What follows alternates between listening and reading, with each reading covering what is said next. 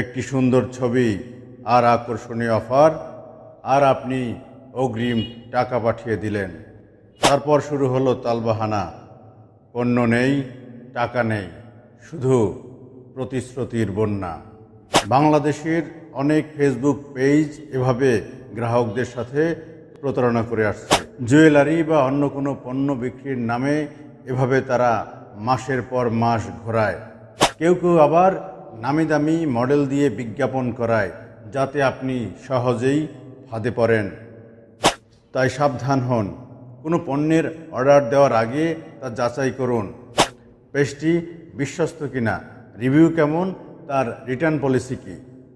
আর প্রতারিত হলে ঘরে বসে থাকবেন না, আইন প্রয়োগকারী সংস্থার কাছে যান, অভিযোগ জানান। প্রতারকদের রুখতে সচেতন হন আর অন্যকেও সতর্ক করুন।